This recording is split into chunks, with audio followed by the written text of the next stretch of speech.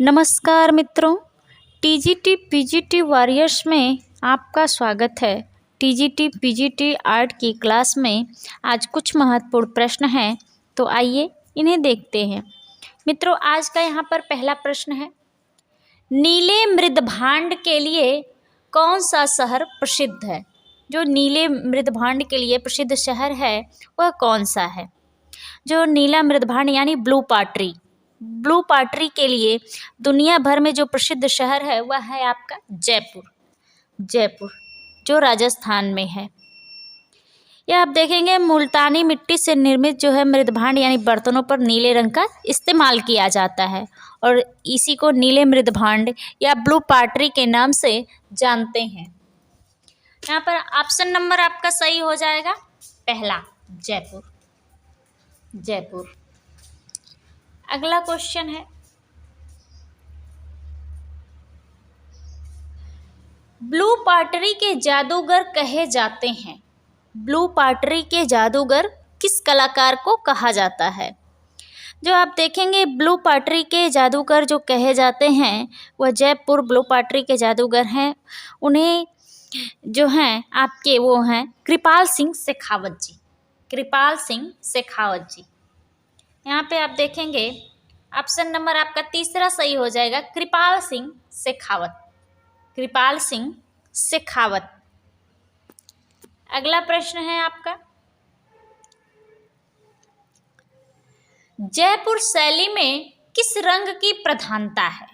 जो जयपुर शैली थी वह उसमें किस रंगों की प्रधानता थी? जयपुर शैली के जो चित्र थे उसमें जो है हरे रंग की प्रधानता थी। प्रधानता थी जयपुर शैली में। आप देखेंगे जयपुर शैली की जो मानव आकृतियां बनाई गई वह एक चश्म चेहरों की बनाई गई और जयपुर शैली में व्यक्ति चित्रों का बड़ा ही महत्व रहा। व्यक्ति चित्र जो थे वो बहुत ही अच्छे ढंग से बनाए जाते थे। वहाँ की रेखाएं जो थी गतिक प्रवाह को सजोने में जो है यहाँ के कलाकार जो हैं गतिक प्रवाह से संबंधित रेखाओं को बनाया था जयपुर शैली में। यहाँ पे ऑप्शन नंबर आपका सही हो जाएगा, जयपुर शैली में जो जयपुर शैली के चित्रों में जो है हरे रंग की प्रधानता थी। अगला प्रश्न है आपका,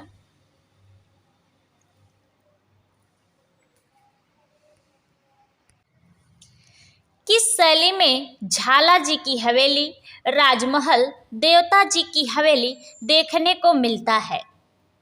यह जो झाला जी की हवेली, राजमहल और जो है देवता जी की हवेली जो है यह कोटा शैली में देखने को मिलता है। कोटा शैली में जो है जो महाराजा उमेश सिंह के समय जो है यह सारे चित्र बनाए गए। झाला जी की हवेली, राजमहल, देवता जी की हवेली, ये सारे जो है दृश्य बनाए गए। आपको यह कोटा शैली में देखने को मिलता है। ऑप्शन नंबर आपका सही हो जाएगा यहाँ पर पहला, कोटा शैली में जो सबसे अधिक चित्र बनाए गए वह शिकार के दृश्य बनाए गए। शिकार के दृश्य सबसे अधिक वहाँ कोटा शैली में बनाए गए और कोटा शैली के जो प्रमुख चित्रकार में थे वह गोविंद और जो है रघुनाथ, लक्ष्मी नारायण इत्यादि लोग थे। अगला प्रश्न है आपका, पशु चित्रण में किस शैली के कलाकार को महारत हासिल था? पशु चित्रण में जो था वह जो है कोटा शैली के जो कलाकार थे उन्हें महारत हासिल था। वहाँ पे सबसे ज़्यादा शिकार के दृश्य और पशुओं के चित्रण का ही अंकन किया गया आपके कोटा शैली में। जो है यहाँ पर जो है शेर, चीते, सूअर के शिकार का दृश्य, हाथी व घोड़े का भी अंकन किया गया है। किया गया है कोटा शैली में। और पशु चित्रण के लिए तो यह जो है जाने ही जाते हैं कोटा शैली के कलाकार। ऑप्शन नंबर आपका यहाँ पे सही हो जाएगा दूसरा, कोटा शैली। यहाँ आखेट संबंधी सबसे अत्यधिक चित्र बनाए गए कोटा शैली में और कोटा शैली पर जो है बूदी शैली का भी अत्यधिक प्रभाव दिखाई पड़ता है। अगला प्रश्न है आपका, रानी बुधवती चीते का शिकार करती हुई किस शैली का चित्र है? जो रानी बुधवती थी वह चीते का शिकार करती हुई यह चित्र दर्शाया गया है, वह किस शैली का है? रानी बुधवती चीते का शिकार करती हुई जो यह चित्र है, यह जो है कोटा शैली के है आपका, कोटा शैली के। जो राजा उमेश सिंह के समय जो है अपने चरम पर पहुंचा कोटा शैली की जो चित्रकार जो थे, इसमें अनेक चित्र को बनाया गया, जैसे बिरहड़ी नायिका का चित्र, रानी बुधवती चीते का शिकार करती हुई, योद्धा अपनी रूठी नायिका को मनाते हुए, राग मेघ की रागनी मधुमाधवी। ये सारे चित्र जो हैं आपके देखेंगे तो दिल्ली संग्रहालय में संग्रहित हैं, राष्ट्रीय संग्रहालय दिल्ली में। और यह सारे चित्र जो हैं राजा उमेश सिंह के समय बनाए गए, जिनके समय कोटा शैली के जो चित्र थे, जो चित्रकारिता थी, अपने चरम पर पहुंच गई थी। ऑप्शन नंबर यहाँ पर सही हो जाएगा आपका पहला, कोटा शैली। अगला प्रश्न है, कांटा निकालती स्त्री ग्रीष्म में हाथी किस शैली की कला का सुंदर उदाहरण है? यहाँ पे आप देखेंगे कांटा निकालती स्त्री और जो है ग्रीष्म में हाथी, यह जो है आप देखेंगे तो बूदी शैली की कला का उत्कृष्ट उदाहरण है। बूदी शैली की कला का उत्कृष्ट उदाहरण आप देखेंगे तो कांटा निकालती स्त्री और जो है ग्रीष्म में हाथी, यह सब जो है आप देखेंगे स्नान करते हुए, और जो है राव सुरजन सिंह के हाथी, भाले राव और अनीदा, ये सारे जो चित्र हैं यह जो है कला का सुंदर उदाहरण यह बूदी शैली का है, बूदी शैली का। आप देखेंगे राग दीपक शीर्षक जो चित्र बनाए गए भारत कला भवन वाराणसी में, वो भी बूदी शैली का है। और चुनार रागमाला, यह भी जो बूदी शैली का आरंभिक चित्रों में है। रागिनी भैरवी जो यह चित्र है, यह इलाहाबाद संग्रहालय यानी प्रयागराज में सुरक्षित है। यह जो है राव रतन सिंह के समय में यह चित्र बनाए गए थे, राव रतन सिंह के समय में बनाए गए थे। यह बूदी शैली की चित्र हैं आपकी, बूदी शैली की। ऑप्शन नंबर आपका सही हो जाएगा चौथा, बूदी शैली के चित्र। अगला प्रश्न है आपका,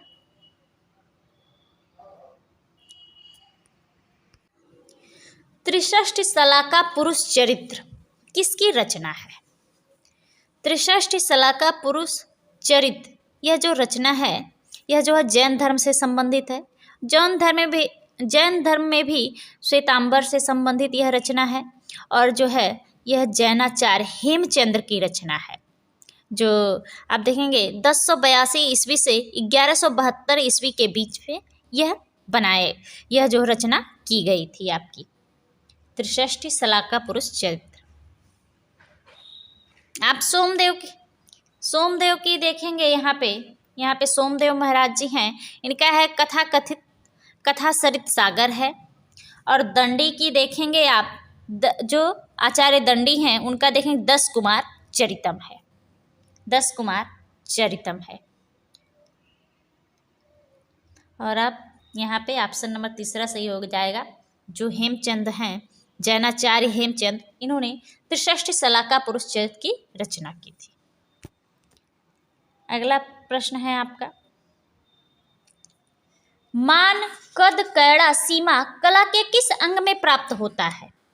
मान कद कैड़ा सीमा यह जो कला के जो अंग हैं उसमें जो है आप देखेंगे तो प्रमाण से यह प्राप्त होता है। कला के आप 6 अंगों को देखेंगे तो पहला है रूपभेद, दूसरा है प्रमाण, तीसरा है भाव, चौथा है लावड़ी योजना, पांचवा है सादृश्य, छठा है वड़िका भंग है, छठवां है आपका। ये आपके षडांग हैं।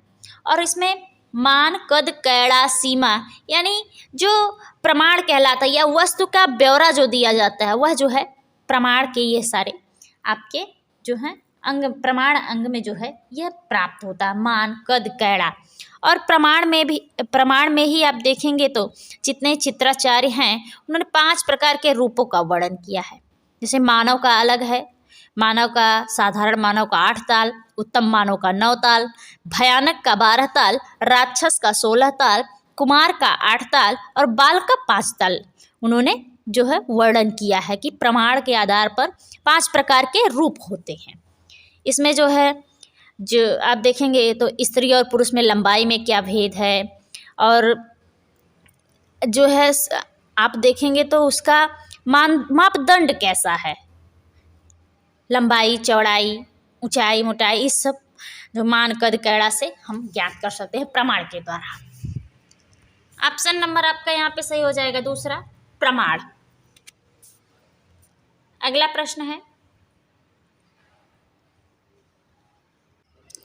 यहाँ पे अगला प्रश्न है, रूप का कातिल किन कलाकारों को कहा गया?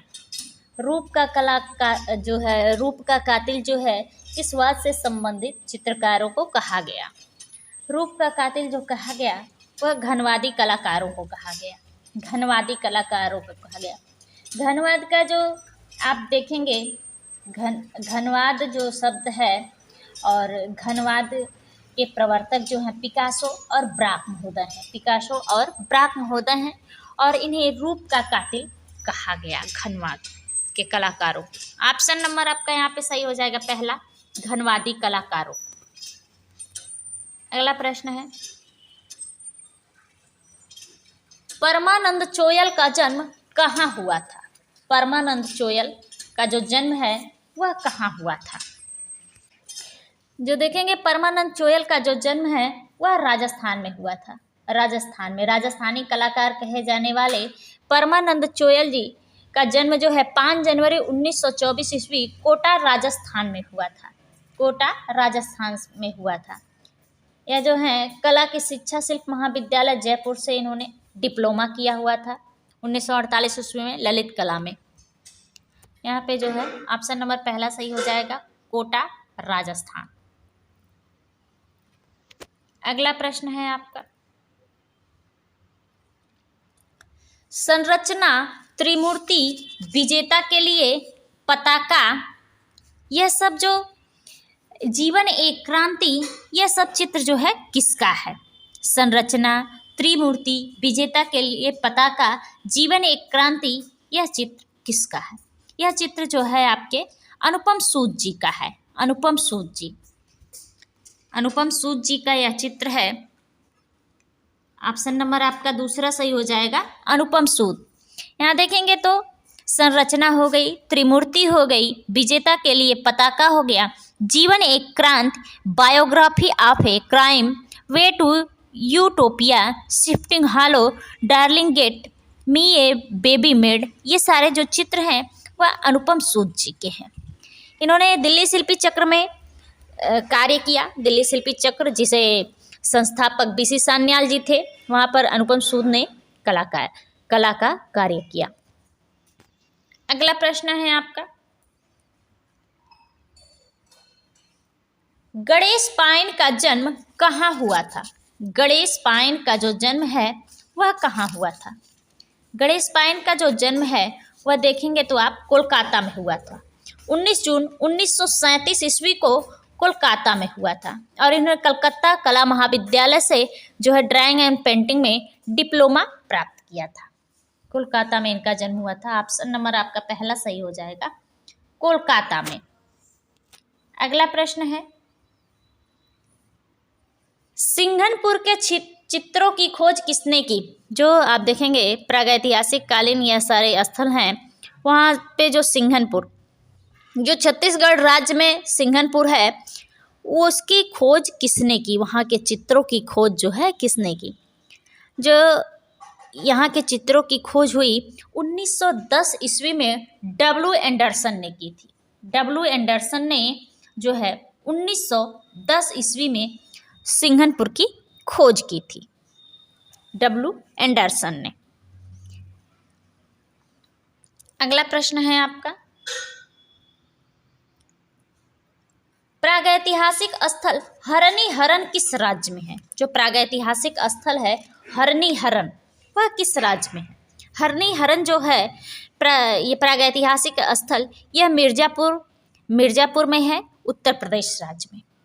मिर्जापुर में उत्तर प्रदेश राज्य में। ऑप्शन नंबर आपका पहला सही हो जाएगा। आप देखेंगे हरनी-हरन जो है, और जो है विंढम, छातो, कोहबर, लखनिया फर्स्ट, लखनिया सेकंड, लोहरी, खुड़हवा, भलडारिया, विजयगढ़, सोरहो घाट, कंडाकोट, हरनी-हरन, घोड़मंगर, चुनार, पभोसा, ठोकवा मेहरानी, भैंसोड़, भसौली, रौप, दरी वाले बाबा का थान, मुरहना इत्यादि ये सारे स्थान मिर्जापुर क्षेत्र के अंतर्गत आते हैं, यानी उत्तर प्रदेश राज्य में है। धन्यवाद मित्रों। अब मिलेंगे अगले क्लास में कुछ नए महत्वपूर्ण प्रश्नों के साथ।